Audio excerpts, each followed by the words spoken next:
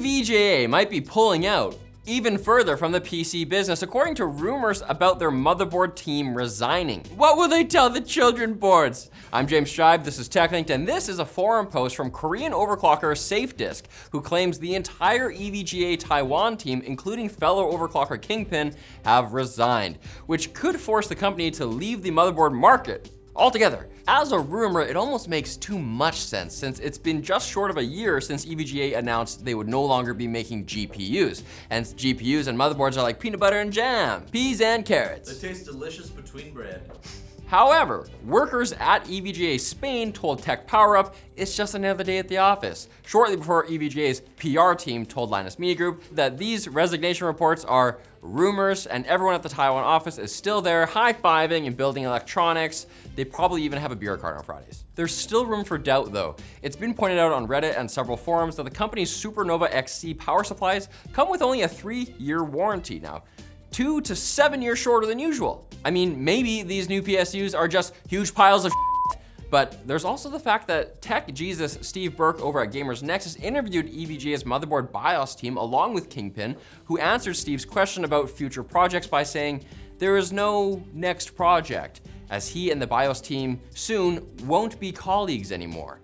For some reason, no one's interpreting this statement in a morbid way. Oh, he's definitely killing the whole team. So we'll wait for further details instead of assuming Kingpin might be taking inspiration from his Marvel counterpart. Very few of NVIDIA's add-in board partners are interested in promoting the upcoming 4060 Ti 16GB version. This is according to Andreas Schilling, an editor at Germany's Hardware Lux, who has an unfortunate name for this business, but who also tweeted that he had heard this personally from several NVIDIA partners, while also pointing out that there are fewer models of the 16GB version compared to the already available 8GB version. And who can blame them after the 4060 and 4060 Ti 8GB were received about as warmly as one would receive being shivved with an icicle during a visit from your in-laws, who are from the Northwest Territories, that's part of Canada. Way to throw them under the bus, eh? Under the toboggan. The 8GB 4060 Ti has already received a price cut in Europe at Spanish retailer Coolmod, 2 Spain mentions? And so has the 4060, just 1 week after launch. It's possible this epidemic of more reasonable prices for NVIDIA's underwhelming cards will spread across the pond. Partner cards priced above MSRP have already started dropping in the US, so it's possible the MSRP itself may drop as well. With all this background information, it's pretty obvious that AIB partners wouldn't be jumping out of their pants to promote and release another card they'll eventually have to sell at razor-thin margins. Anyone can crack that case, not just genius detectives like Tony Shalhoub's Monk from the award-winning TV shows of the same name, which I actually watched. It's a jungle out there. I don't know why. And Meta's Twitter rival, Threads, launched this Wednesday and already has 70 million users, who I imagine are enjoying familiar features like following people, writing little messages, and having limits to post on how many times you can do certain things. Maybe the familiarity is why Twitter threatened Mark Zuckerberg with legal action. Threads get threats. A lawyer for Twitter, X Corp, the successor in interest to Twitter, sent a letter to the Zuck, who was probably doing no-gi jiu-jitsu when he received it. The letter CC'd Elon, which you can do in letters, and ended with the valediction, "very truly yours," which sounds kind of hot for a legal threat. I think that means like I'm real right now. Maybe lawsuits are how billionaires flirt. Elon, of course, had to tweet about the story since based on the letter, he believes Meta cheated by maliciously hiring dozens of former Twitter employees after Elon fired them all. But Twitter's former workforce still can't get their old boss out of their minds, and I assume that's why they are suing Musk again. This time they're looking for Twitter to foot the bill for the arbitration costs from Lawsuit Classic. These entitled employees, man. Elon already apologized last year. What, now you want him to pay for the fees Twitter is required to pay based on the clauses of the arbitration firm they selected? How is that fair? Pull yourself up by your bootstraps. Oh my God, you guys. Are you threatening me? They were probably pedo guys. Now it's time for the quick bits brought to you by The Ridge. Are you tired of carrying around a bulky, traditional stupid wallet, let me introduce you to the Ridge wallet. Its sleek, low-profile design allows you to carry all your essentials without the unnecessary bulk. Plus, with its RFID blocking technology, you can rest assured that your cards are protected from digital theft, the newest kind of theft.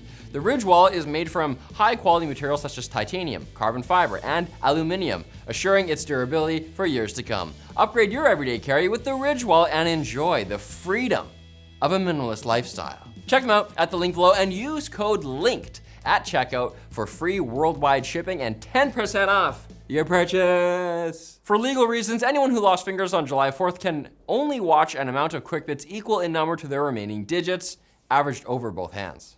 Average, not median. The European Commission has released the first 7 companies that meet the definition of gatekeeper under the Digital Markets Act. It includes usual suspects like Alphabet, Amazon, and Apple, and next year, online travel agency Booking.com will join the club. Gonna be a bit of a weird 8th wheel situation.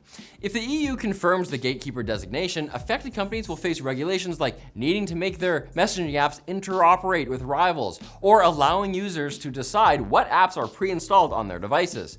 I can't wait until I can finally use iMessage on Booking.com, or not use iMessage on Tinder dates. I go on them still, I'm bad. I don't, I'm lame. A French bill that would let police surveil suspects through the cameras, mics, and GPS systems of their own phones or other devices is close to becoming law in what promises to be a perfect answer to ongoing protests about police conduct. A judge will have to approve the surveillance, which will be limited to serious cases and maximum surveillance length of 6 months. Peanuts. And don't worry, French MPs added amendments to exclude sensitive professions from being surveilled, such as doctors, lawyers, and of course, MPs. But officials say this is nothing like 1984, probably because that was almost 40 years ago, guys. And British. Amazon's planned acquisition of Roomba maker iRobot is facing scrutiny from the European Union. No, this didn't go through years ago as your mind thought. The EU feels that the planned $1.7 billion buyout could affect the competition in the robot vacuum cleaner market. All 2 of the other companies. But apparently, like everyone else, they're not concerned with Amazon gaining access to the home maps generated by Roombas or the front-facing cameras on the newest models. I mean, when was the last time sharing intimate data with tech giants had terrible ramifications? Cambridge Analytica, Amazon giving information 2018. to police. This year. Ring cameras. Weeks ago. When Apple launches the Vision Pro headset next year, buyers will be required to make an in-store appointment so they can be taught how to use it to make sure it's fitted properly. After all, these people will be buying a $3,500 first-gen product. They're not exactly geniuses. The smart people point and laugh from the sidelines. Everybody knows that. This info comes from Bloomberg's Mark Gurman, who also wrote that the fitting process will involve fitting optional prescription lenses, different sized light seals, and multiple head straps. You're gonna come out of there looking like a minimalist BDSM enjoyer. But at least you'll be one of the first to arrive in the place Apple refuses to call the metaverse. They call it the orchard. Who's your daddy now? It's Tim Cook. I'm in the core. And former Apple design chief Jony Ive recently completed his first hardware project since leaving the multi-trillion-dollar fruit company and starting his own design firm, Loveform. Love from? Mine was better. The product in question is a turntable made in collaboration with British audio brand Linn to celebrate the company's 50th anniversary.